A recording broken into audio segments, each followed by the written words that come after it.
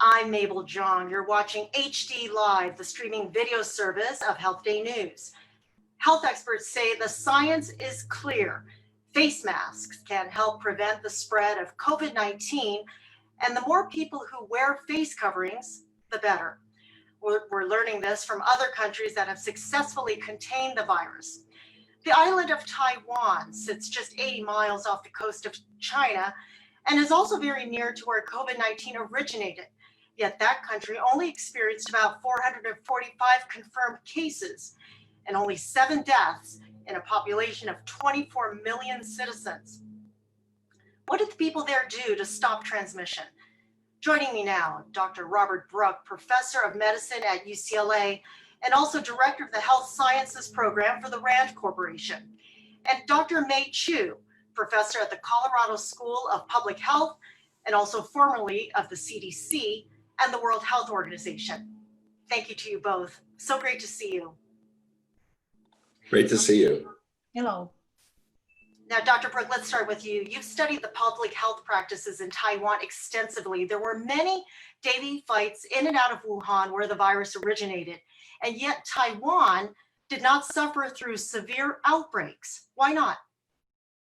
Taiwan had begun planning for a pandemic after the SARS epidemic, which was 15 or 16 years ago. And they had already set up in place a series of policies and procedures, including the establishment of a command center. So they weren't caught with their pants down, which is really what we were in the United States. They were prepared. And they took very quickly over the course of a month, over 124 different coordinated actions to contain the epidemic or the pandemic in Taiwan. And it ranged from everything about border control to testing, linking medical records with diagnoses so that they could go back and test people that were not positive for the flu, but on the other hand, turned out to have a COVID-19. So it was a coordinated, well put together approach. It was even to the point where they had a command center, almost a bunker, where people lived together for 24/7 to make this happen. And finally, as you know, there are 2 political parties in Taiwan that are as divergent in opinion as there is in the United States. Yet they decided to throw down the gauntlet and stop fighting each other and basically work together as a country to preserve the health of people in Taiwan. That's the secret of what happened in Taiwan. Okay, so meticulous planning, stockpiling PPE, including masks, right? And a culture of universal masking. It's more than just stockpiling, it's knowing where they are. So they knew where every intensive care bed was, every ventilator was. They had enough masks, they have enough PPE. It's not just stockpiling, it's knowing, it's having a knowledge, having a coordinated database. We had no idea where anything was in this country. So it's more than just having it. You've got to actually know where it is. Okay. Do you believe that the face masking, the universal masking, was that a significant factor in reducing the spread of the virus in the early days of the outbreak? So for that question, I think we're going to need more science to answer that question, or people that have already studied it. I think face masking is a very important part and ought to be done in this epidemic. But how important is it relative to everything else? I do not know, but I think it's extraordinarily important. Regardless if it's 10% important or 90% important, it's got to be done because it's one of the few things that we can do that will slow the pandemic. Okay, can I ask you this also? Now, in Western countries, it's generally believed that only infected patients need to wear a mask and that wearing a mask implies an admission of disease, but that's not the case in Asian countries. Why not?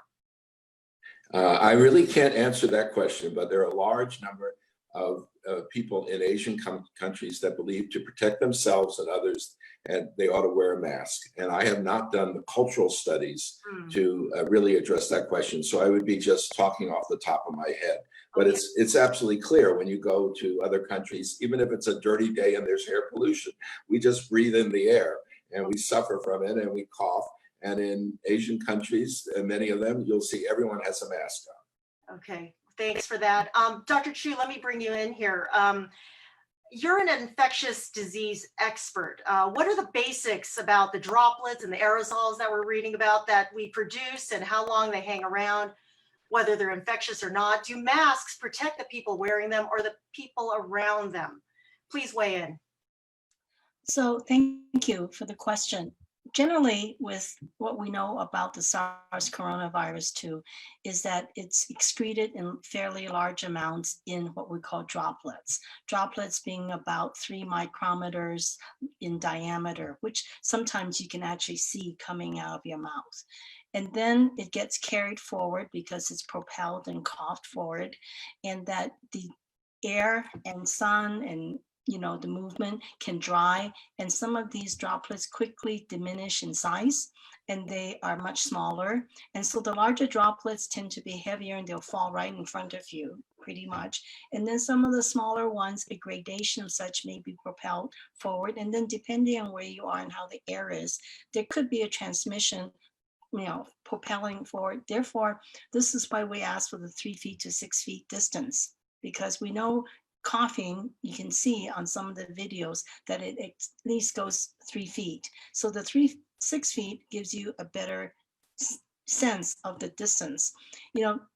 It's about this virus is what I call it's antisocial.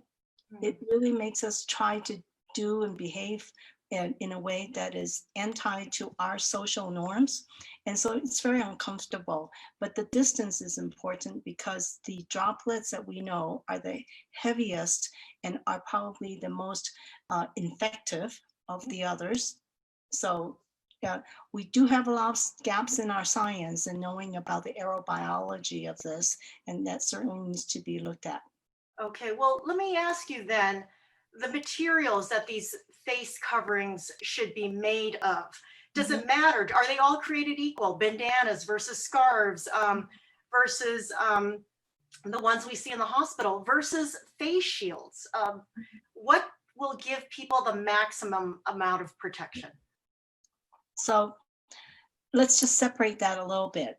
In the hospitals, where you see they're normally what we call the surgical masks, which are the rectangular bluish looking masks that most medical staff would wear. And when they are really up close with higher risk, facing what we call maybe a more aggravated, intense exposure to virus, the medical staff will wear what we call an N95 respirator. The reason being that you want to exclude more than 95% of whatever the contagion might be. And so wearing those masks and respirators in the hospital is to protect the healthcare worker from getting infected. Now, taking the same materials and going outside, the original recommendation is that you put a mask on if you are the source, you're excreting the virus, which is what you just mentioned a little while ago. It was early on recommended that it was prudent to put a face mask or a N95 respirator on someone who's suspected to be infected, so that when they cough and sneeze, it wasn't going to be expelled into the environment. And it's very true for the ambulance and first responders, because when they show up, they don't know. So if the first responder wears something, it's to protect that person, the responder, and they put one on what might be the suspected patients, is to then limit and lower the chance of transmission from the patient as source. So there's two purposes of it, but I think in the discussions, since our, coronavirus showed up, we've lost the nuance of this discussion as to why you wear masks and respirators. Okay, well, let me back it up a little bit, because people are really wondering, the information has been very inconsistent and confusing. So we have now face shields that seem to be more prevalent and available. Yeah. Would you support someone wearing a face shield over a cloth mask? So the second part of the question I didn't get to answer is you asked about the validity of household materials, let's say, for face masking, right? And so we just recently published a study along with Dr. Stephen Chu and Dr. E. Chui's lab at Stanford, where we looked at different fabrics. And there are certain fabrics and combinations that you can use to make face masks that will equal the standard protection of a surgical medical mask, that is those rectangular masks. So then face shields is also an added value to that. And at the moment, how a face shield is constructed and how a face shield is worn, and the situation it's worn in will have different values in protecting you. And we don't have the science behind the construction of a good face shield, but we do know that they do give you a barrier. And any barrier at this point is probably more prudent than not. Okay. Dr. Brook, let me ask you, what is your response to people who feel that wearing a mask can be harmful or they're not getting enough oxygen when they're wearing them? Well, let's play as a doctor. As a doctor, there probably are a few people that have made masks in a way that make it very hard to breathe. And so the first thing I've got to do is look at the mask that they're wearing and find out, have they done something that actually is making them not able to breathe? The second part is there are very few people that may have a condition that's borderline and that you make it harder to breathe, and that they also either have to have a very well-designed mask or shouldn't wear a mask. But 99.9%, I would guess, or over 99% of the American population can wear a mask without having trouble breathing. Sure. Now, what I want to emphasize about all of this is it's one thing to do a study of how masks work when worn properly, but we haven't even had educational campaigns to show people how to wear a mask, put them on, take them off, how often they should use, to tell the truth that why we're doing cloth masks is because we don't have enough surgical masks, even 6 months after the doggone pandemic occurred. Why can't we give people better masks? Same thing with face shields. It is clear that this virus can come through your eyes. Even a little bit of a good face shield work. But how do you take it off? How do you clean it? How do you not just put the virus on your fingers and put it back? Doctors practice all this stuff. Nurses practice all this. We haven't helped the public. We've done nothing almost nothing from a public health perspective to tell people how to use this equipment appropriately. So we want them to use it, even something this simple. We have to go out of our way to explain to them how to do it well. Okay. Would you agree with that, Dr. Chu? I agree. And I think we've lost some opportunities to sort of get this out in front so that people could make a knowledgeable choice as to what to do. But what we have done is looked at some of these fabrics that you can make from home. And we have found that certain layering of certain styles of fabric can additively be equal or better than the medical masks that the doctors and nurses, the medical staff will wear in the hospital, so that we measure, there's two standards, national standards, that are in place, that we can measure what we call the efficiency and also the breathability.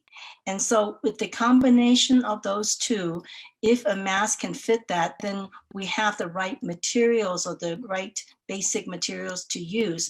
And then I think Dr. Brooks is absolutely correct. We have to teach people how to wear it, how to take care of them, and when to use it. Because masking, universal masking doesn't mean you wear it all the time. Universal masking is when you sort of have to do a risk assessment for yourself as to when you need to wear it.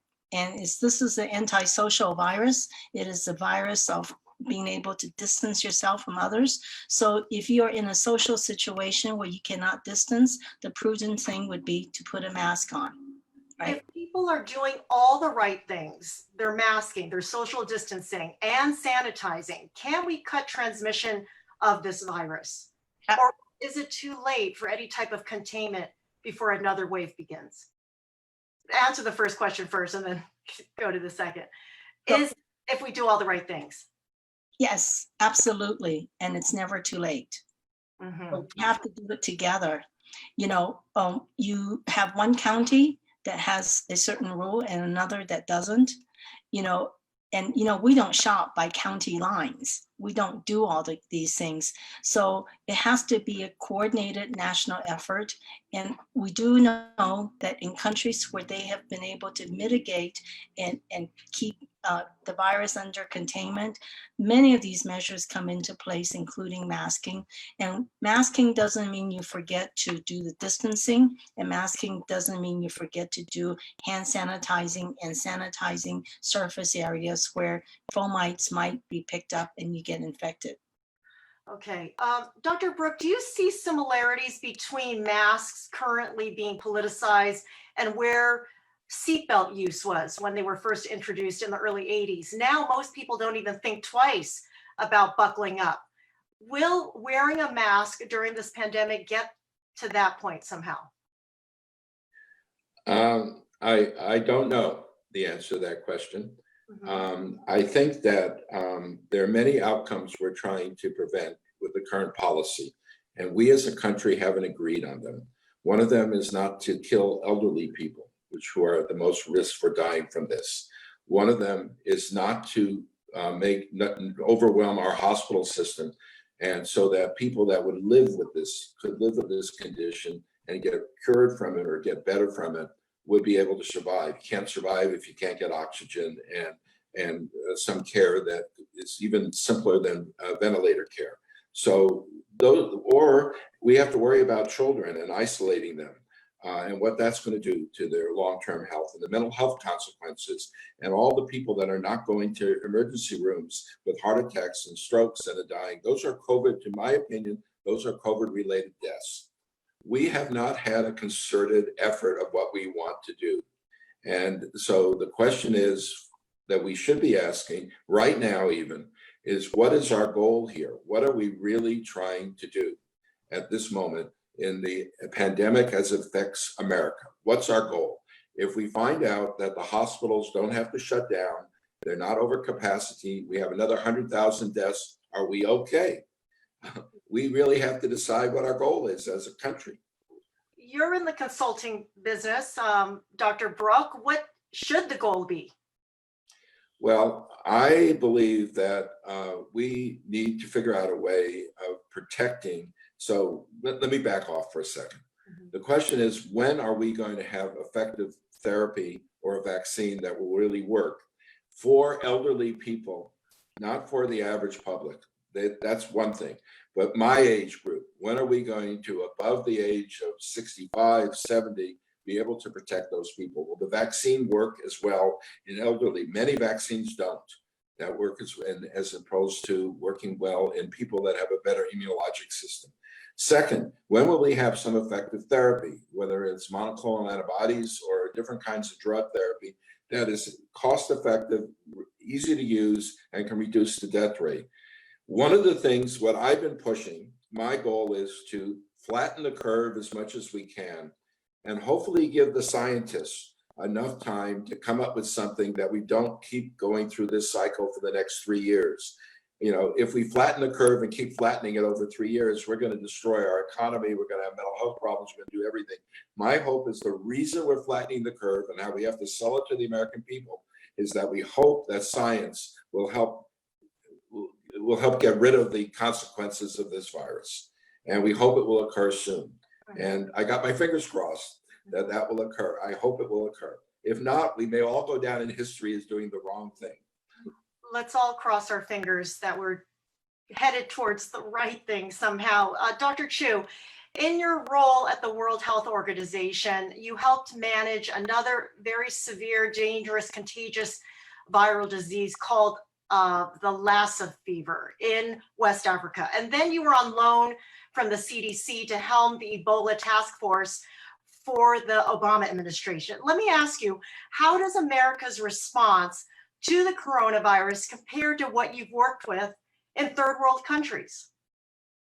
Well, it's a different comparison, but I think when you have the definition of that particular outbreak and you know the cause of it, and when you are all working together, it gets under control from all the aspects Dr. Brook was talking about, all the planning, all the access to resources and other access to experts in the science can quickly take it under control.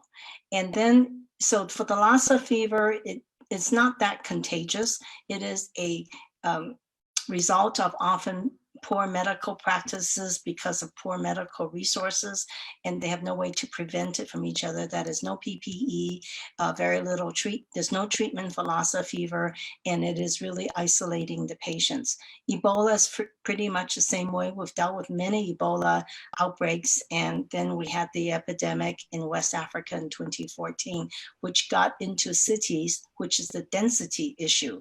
So previous to that, most things were in the outer lying areas of a country where density was not a big issue. When you get into a city, like we have in many of our cities for COVID, it's just difficult to measure, but all the same things go still: hand sanitizing, PPE, distancing, and being able to help and give people who have the disease, set them up, apart from the rest of the population for the duration of a transmission period where you're infective works.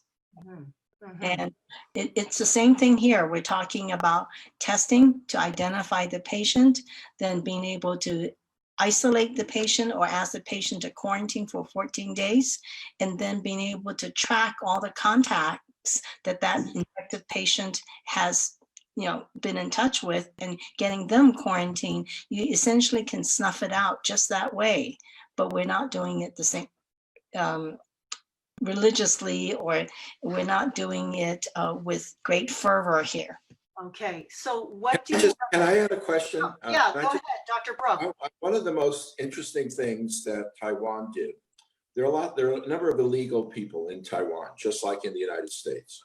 The government, both parties, reached out to the people in Taiwan. It's one of the first things they did, and said, we're not going to throw you out of the country if you come forward with your symptoms.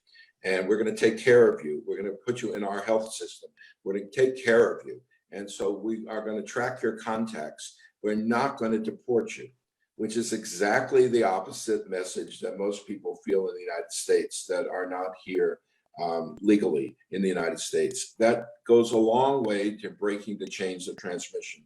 The other thing they did is recognize that different people have different wealth. What is social distancing like in Queens, in an apartment building where you have 6 people in 200 square feet of space, no balcony, no outside light, and you're locking them down for 2 months, and you expect them to do that, versus dealing with West LA, where you have people running around in the backyard playing in pools doing social distancing. They could have, if they were smart enough, taken all the hotels in New York City and around Times Square, labeled them a COVID-19 area, and given people, spread them out that had people with the disease, and keep them quarantined in an area where it was humane to do it. We have produced a series of policies that are directed at people who are wealthy or highly middle class. We haven't talked about the 60 to 70% of Americans that feel they no longer belong in the economy here. And until we do that, none of these policies will be followed by everybody. So I need to talk about my final question, really, the way forward for the healthcare workers who are on the front lines. Dr. Brook, what would you recommend healthcare workers say to their patients who didn't believe in taking those precautions, like wearing a mask or being very careful with sanitizing and also social distancing? What should they say to help stress the importance of this to their patients? You said it, but it's the way you say it. 3 things motivate people. 3 different people are motivated. Some are motivated by analytics, which is more information, more science. I'll give you a paper and you read it, and then we'll talk about it. Some are motivated because of altruism. They want to help somebody else. Do this for somebody else, your mother, your father, your child. And some are voted because they're autocratic. Do this because they want to be in control. So we need messaging. We need communications. We need people in the communication school to put messages all over the buses, all over the institutions that use all 3 ways of communicating. So those people that respond to one will increase their their compliance with all of these recommendations, and those that respond to another will do the same thing. We're not all the same, and that's the beauty of us, but that's why it makes it difficult to implement this kind of a policy. All right, thank you for that, Dr. Brook. Dr. Chu, could you give us the last word on that? What should healthcare workers tell their patients? What needs to be done? How should they tell them that? I think the healthcare worker certainly needs additional protection than others because they're at the greatest risk. And I think by the kindness and the work and the sacrifices they're doing, we ought to be really respecting them and making sure that we're not going to be their next patient and causing them problems, right? And I would say that Dr. Brook's messaging is really important. We have a lack, it's not that we lack the science or the recommendations about how to mitigate and control this. Many countries have, with face masking simply and distancing and other practices, have gotten rid of COVID, or at least gotten rid of COVID to such extent that they're managing situations opening up. You just look at all of Europe and the US graphs, you can just tell right away. What's really important, I think, is that everybody has to commit to get together and doing this, that we cannot just have one group saying it and then another group not listening. I agree with Dr. Brooks. We need to be on TikTok. We need to be on all other media formats, especially those who don't see the devastation that COVID causes, that we ought to have them make a self-assessment. I say, people take risks all the time. You take a risk whether you're going to cross the street, where you're going to put that seatbelt on.